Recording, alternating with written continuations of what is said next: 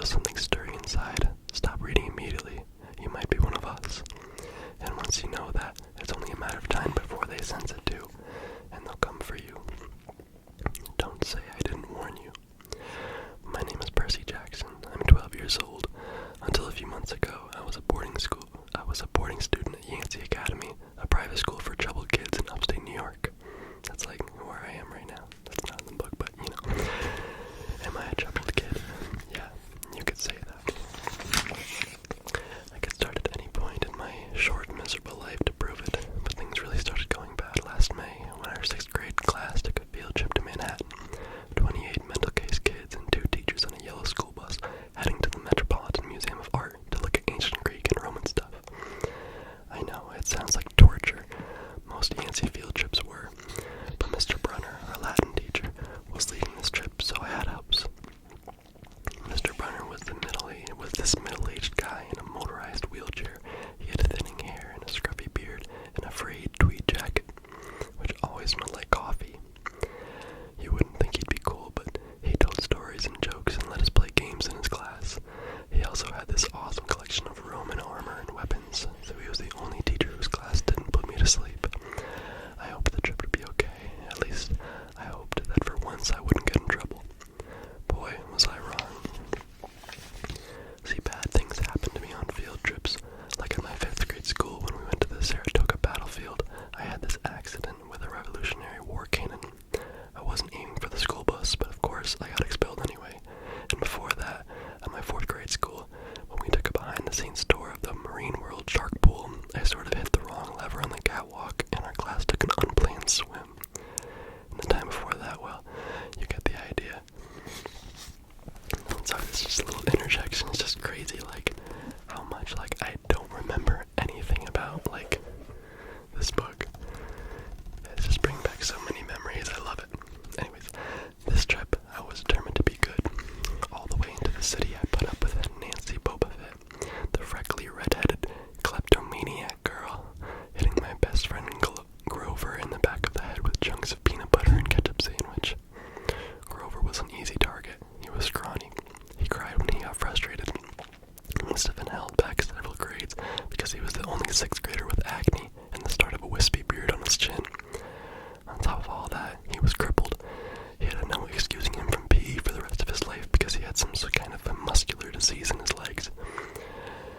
He walked funny, like every step hurt him, but don't let that fool you. You should have seen him run when it was Enchilada Day in the cafeteria.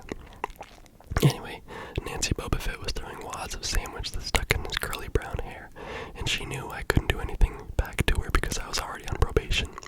The headmaster had threatened me with death in school suspension if anything bad, embarrassing, or even mildly entertaining happened on this trip. I'm going to kill her, I mumbled. Grover tried to calm me down. It's okay. I like peanut butter.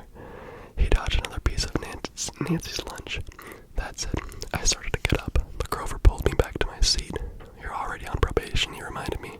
You know who'll get blamed if anything happens. Looking back on it, I wish I'd decked Nancy Boba Fett right then and there. In-school suspension would have been nothing compared to the mess I was about to get myself into. Mr. Brunner led the museum tour. He rode up front in his wheelchair, guiding us through the big, echoey galleries and past marble statues and glass cases full of really old black and orange pottery. It blew my mind that this stuff had survived for 3,000 years.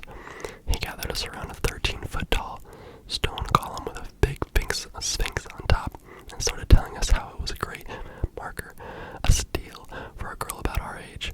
He told us about the carvings on the sides. I was trying to listen to what he had to say because it was kind of interesting, but everybody around me was talking, and every time I told them to shut up, the other teacher, chaperone, Mrs. Dodds, would give me the evil eye.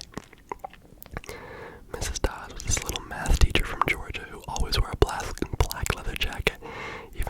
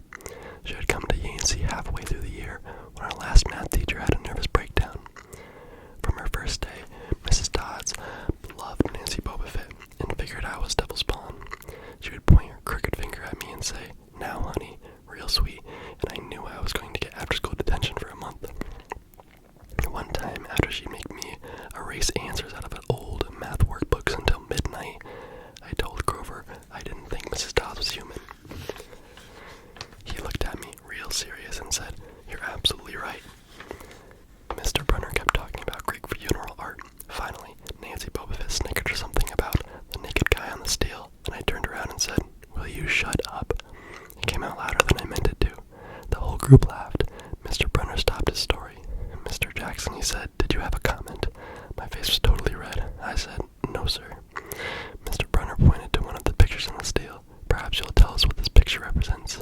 I looked at the carving and felt a flush of relief because I actually recognized it. That's Kronos eating his kids, right? Yes, Mr. Brunner said, obviously not satisfied. And he did this because, well, I racked my brain to remember Kronos was the king god, and God, Mr. Brunner asked. Titan, I corrected myself. And he didn't trust his kids who were the gods, so, Kronos ate them, right? But his wife hid baby Zeus and gave Kronos a rock to eat instead. And later, when Zeus grew up, he tricked his dad, Kronos, into barfing up his brothers and sisters. Ew, said one of the girls behind me. And so there was this big fight between the gods and the Titans, I continued, and the gods won. Some snickers from the group. Behind me, Angelthabaddest mumbled to a friend, like we're going to use this in real life, like it's going to say on our job applications, please explain why Kronos ate his kids. And why, Mr. Jackson, Brunner said, to paraphrase Miss Bobafett's excellent question, does this matter in real life? Busted, Grover muttered. Shut up, Nancy hissed, her face even brighter red than her hair. At least Nancy got back too. Mr. Brunner was the only one who ever caught her saying anything wrong. He had radar ears. I thought about his question and shrugged. I don't know, sir. I see. Mr. Brunner looked disappointed. Well, have credit, Mr. Jackson. Zeus did indeed feed Kronos a mixture of mustard and wine, which made him disgorge his other 5 children who, of course, being immortal gods, had been living and growing up completely undigested in the Titan's stomach. The gods defeated their father, sliced him to pieces with his own scythe, and scattered his remains in Tartarus, the darkest part of the underworld. On that happy note, it's time for lunch. Mrs. Dodds, would you lead us back outside? Hold on a second. I gotta put on my glasses. I'm actually, blind. I think these glasses are, for the wrong story. I feel like Harry Potter. Let's see where we're reading. There we go. Yeah, the class drifted off. The girls holding their stomachs, the guys pushing each other around and acting like doofuses. Grover and I were about to follow when Mr. Brunner said, Mr. Jackson, I knew that was coming. I told Grover to keep going, then I turned toward Mr. Brunner. Sir, Mr. Brunner had this look that wouldn't let you go. Intense brown eyes that could have been 1,000 years old and had seen everything. You must learn the answer to my questions, Mr. Brunner told me. About the Titans, about real life, and how your studies apply to it. Oh, what you learn from me, he said, is vitally important. I expect you to treat it as such. I will only accept the best from you, Percy Jackson. I wanted to get angry. This guy pushed me so hard. I mean, sure, it was kind of cool on tournament days when he dressed up in a suit of Roman armor and shouted, "Wah-ho!" and challenged us, sword pointing against chalk, to run to the board and name every Greek and Roman person who had ever lived and their mother and what god they worshipped. But Mr. Brunner expected me to be as good as everybody else, despite the fact that I have dyslexia and attention deficit disorder. I had never made above a C- in my life. No, he didn't expect me to be as good. He expected me to be better. And I just couldn't learn all those names and facts, much less spell them correctly. I mumbled something about trying harder, while Mr. Brunner took one long sad look at the steel like he'd been at this girl's funeral. He told me to go outside and eat my lunch. The class gathered on the front steps of the museum, where he could watch the foot traffic along 5th Avenue. Overhead, a huge storm was brewing, with clouds blacker than I'd ever seen over the city. I figured maybe it was global warming or something, because the weather all across New York State had been weird since Christmas. We'd have massive snowstorms, flooding, wildfires from lightning strikes.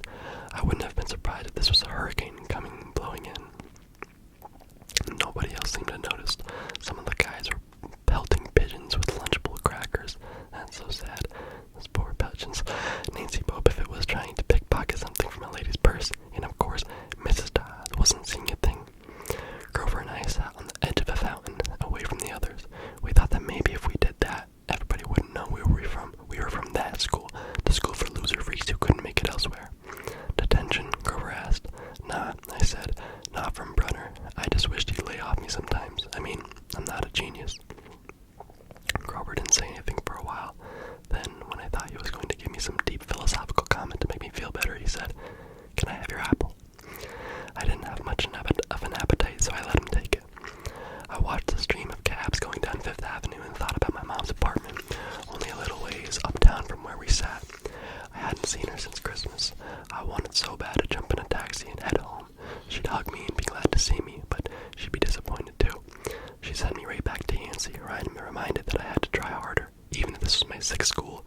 6 years, and I was probably going to be kicked out again. I wouldn't be able to stand that sad look she'd give me. Mr. Brunner parked his wheelchair at the base of the handicapped ramp. He ate celery while he read a paperback novel. A red umbrella stuck up from the back of his chair, making it look like a motorized cafe table. I was about to unwrap my sandwich when Nancy Bobofit appeared in front of me with her ugly friend. I guess she'd gotten tired of stealing from the tourists and dumped her half-eaten lunch in Grover's lap. Oops, she grinned at me with her crooked teeth. Her freckles were orange, as if somebody had spray-painted her face with liquid Cheetos. I tried to stay cool. The school counselor had told me 1,000,000 times, count to 10, get control of your temper. But I was so mad my mind went blank. A wave roared in my ears. I don't remember touching her, but the next thing I knew, Nancy was sitting on her butt in the fountain, screaming, "Percy pushed me!" Mrs. Dodds materialized next to us. Some of the kids were whispering, "Did you see the water? Like, it grabbed her." I didn't know what they were talking about. All I knew was that I was in trouble again. As soon as Mrs. Dodds was sure poor little Nancy was okay, promising to get her a new shirt at the museum gift shop, etc., etc., Mrs. Dodds turned on me. There was a triumphant fire in her eyes, as if I'd done something she'd been waiting for all semester. "Now, honey, I know," I grumbled, "a month erasing workbooks." That wasn't the right thing to say. "Come with me," Mrs. Dodds said. "Wait," Grover yelped. "It was me. I pushed her."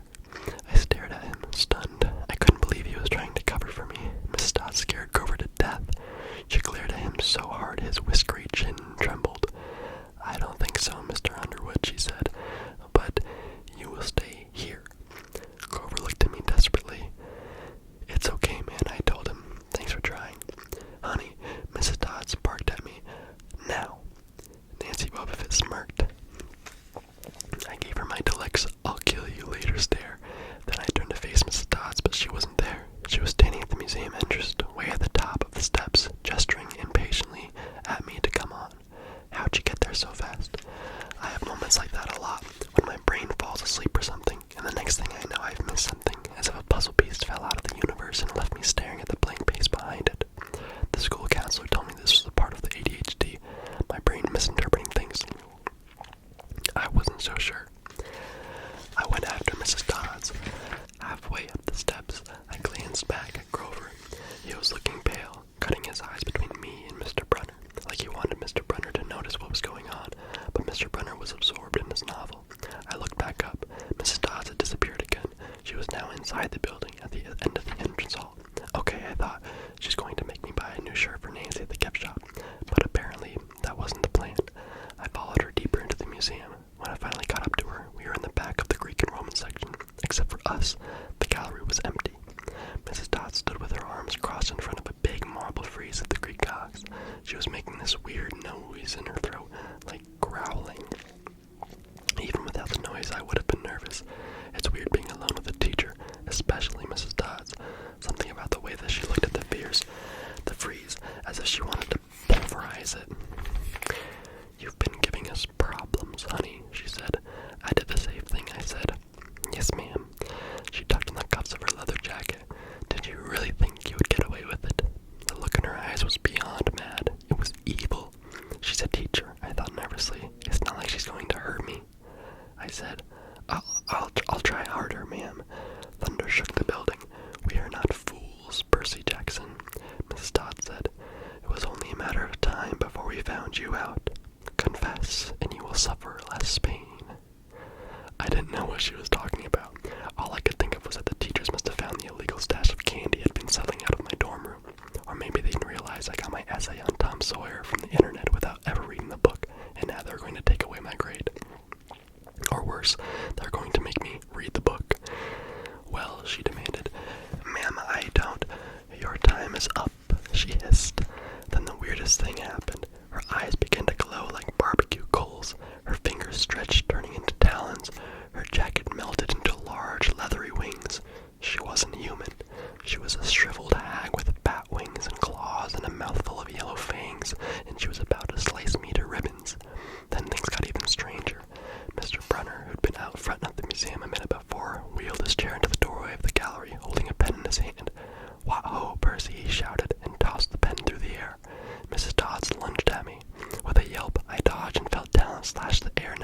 ear.